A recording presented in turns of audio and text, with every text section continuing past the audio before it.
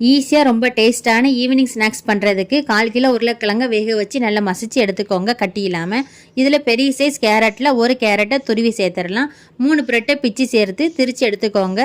இது மாதிரி பிரெட் தூளை சேர்த்துடலாம். 1 டீஸ்பூன் மிளகாய் பொடி, 1/4 டீஸ்பூன் கரம் மசாலா, சுவைக்கு தக்கன உப்பு சேர்த்து கலந்து விட்டுக்கோங்க.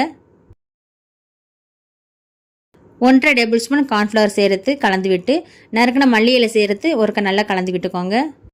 கையில் கொஞ்சம் எண்ணெய் இல்லைன்னா தண்ணி தடவிட்டு கொஞ்சமாக எடுத்து உருண்டை பிடிச்சி ஷேப் பண்ணிக்கோங்க.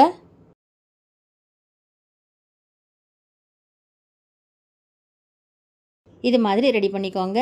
எண்ணெய் நல்லா சூடானதும் தீயை மீடியமாக வச்சு சேர்த்துடலாம். தீயை குறைவாக வைக்காமல் மீடியமாகவும் அதிகமாக வச்சு 2 பக்கமும் வேக வச்சு எடுத்துக்கோங்க. ரொம்ப ரொம்ப டேஸ்டான ஈவினிங் ஸ்நாக்ஸ் ரெடி ஆயிருச்சு. நீங்களும் இதை மாதிரி செஞ்சு பாருங்கள். நன்றி.